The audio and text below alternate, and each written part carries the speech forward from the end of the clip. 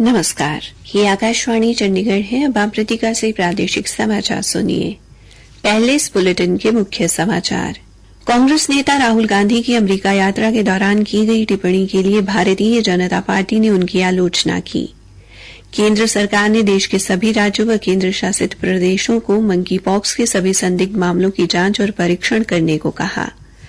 हरियाणा में आज नामांकन दाखिल करने के चौथे दिन बीजेपी प्रत्याशी भव्य बिश्नोई, वसीम गोयल और कांग्रेस प्रत्याशी करण दलाल सहित विभिन्न राजनीतिक दलों के प्रत्याशियों ने नामांकन पत्र दाखिल किए।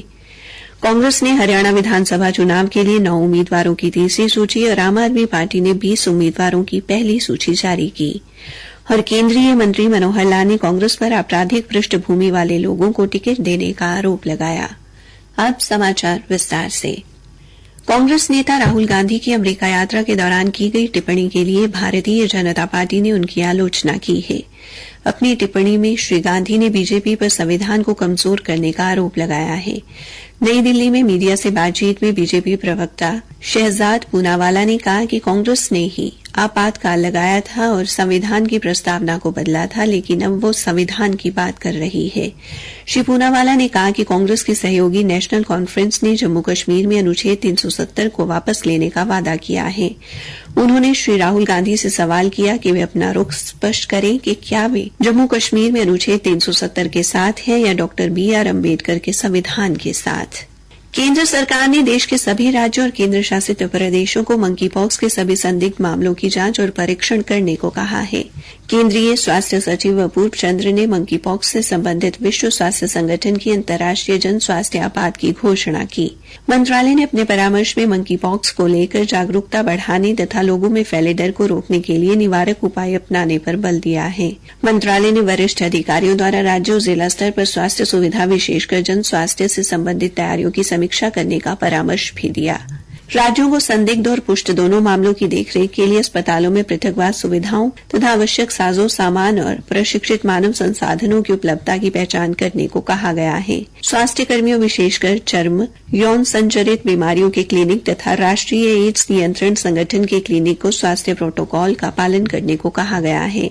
श्री अपूर्व चंद्र ने कहा कि केंद्रीय स्वास्थ्य मंत्रालय स्थिति की निगरानी करना जारी रखेगा और राज्यों और केंद्र शासित प्रदेशों को हर संभव समर्थन प्रदान करेगा। हरियाणा में आज नामांकन दाखिल करने के चौथे दिन विभिन्न राजनीतिक दलों के प्रत्याशियों ने अपने नामांकन पत्र दाखिल किए। अंबाला शहर से बीजेपी प्रत्याशी वसीम गोयल ने नामांकन दाखिल किया। मुख्यमंत्री नायब सिंह और जिला प्रधान मनदीप राणा उनके साथ उपस्थित रहे। श्री गोयल रोड शो के साथ पैदल नामांकन के लिए पहुंचे। आदमपुर विधानसभा से बीजेपी प्रत्याशी भव्य बिश्नोई ने आज हिसार में अपना नामांकन दाखिल किया।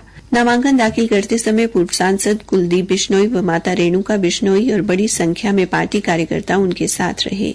जननायक जनता पार्टी के जुलाना विधानसभा हलके से प्रत्याशी अमरजीत ढांडा ने जींद में अपना नामांकन दाखिल किया। नामांकन के समय उनके साथ नैना चौटाला सहित अनेक पदाधिकारी मौजूद रहे। सफीदो विधानसभा से बीजेपी प्रत्याशी रामकुमार गौतम ने अपना नामांकन दाखिल किया। इस अवसर पर प्रदेशाध्यक्ष मोहनलाल बड़ौली उनके साथ रहे।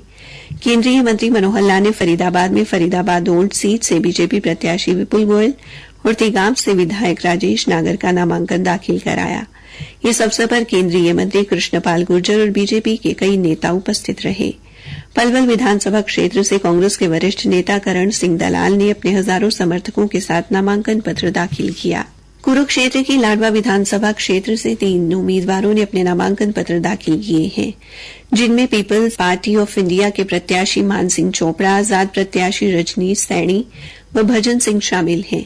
कैथल जिले में पुंडरी विधानसभा से राकेश कुमार शर्मा ने और कलायत विधानसभा से आशीष रसीला ने आजाद उम्मीदवार के रूप में अपना पर्चा भरा। मुला विधानसभा से भूपेंद्र सिंह ने श्रोमणी अकाली दल अमृतसर के प्रत्याशी के तौर पर अपना नामांकन दाखिल किया।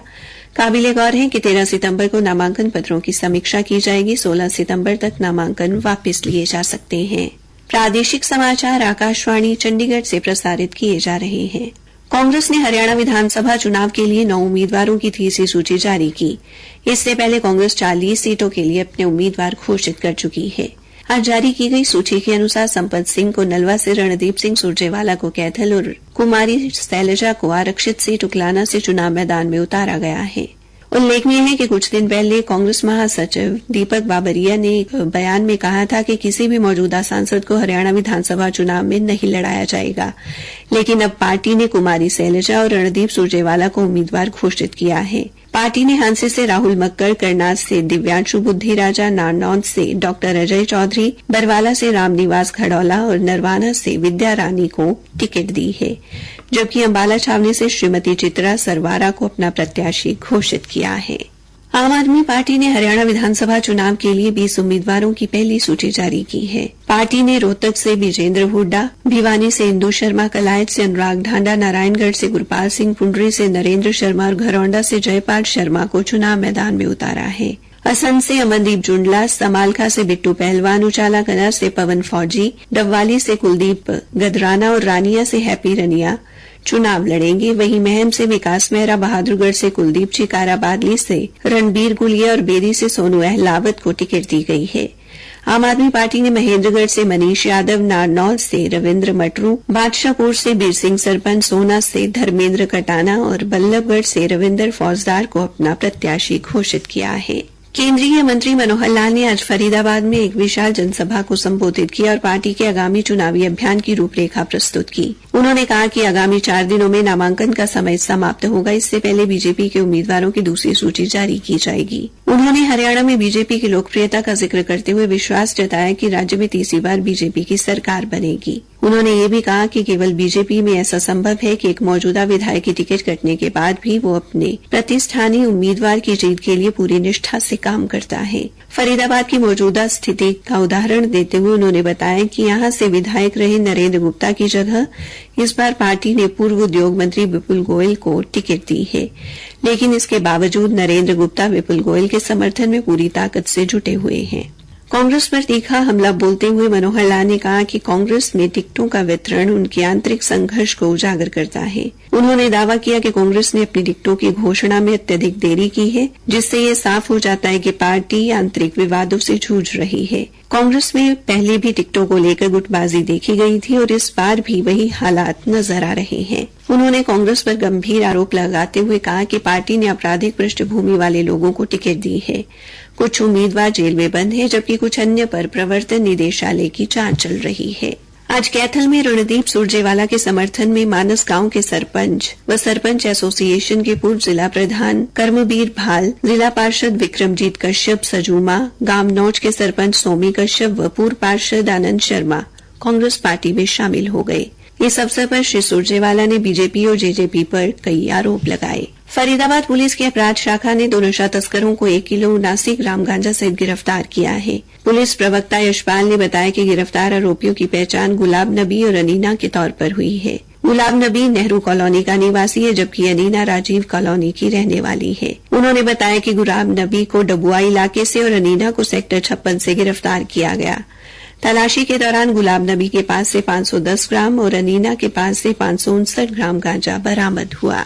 निर्वाचन आयोग ने मान्यता प्राप्त राजनीतिक दलों को छोड़कर अन्य प्रत्याशियों के लिए चुनाव चिन्ह जारी किए हैं। ये चुनाव चिन्ह 16 सितंबर को नामांकन वापस न लेने वाले उम्मीदवारों को आवंटित किए जाएंगे। मान्यता प्राप्त राजनीतिक दलों से प्रत्याशी अपने चुनाव चिन्ह पर चुनाव लड़ेंगे। इन चुनाव चिन्हों में अंगूर, शिमला मिर्च, हरी मिर्च, खाने की थाली, एयर कंडीशनर, सेब और डबल रोटी शामिल है। अंत में मुख्य समाचार एक बार फिर। कांग्रेस नेता राहुल गांधी की अमेरिका यात्रा के दौरान की गई टिप्पणी के लिए भारतीय जनता पार्टी ने उनकी आलोचना की। केंद्र सरकार ने देश के सभी राज्यों व केंद्र शासित प्रदेशों को मंकी पॉक्स के सभी संदिग्ध मामलों की जांच और परीक्षण करने को कहा। इसी के साथ ये समाचार बुलेटिन समाप्त हुआ।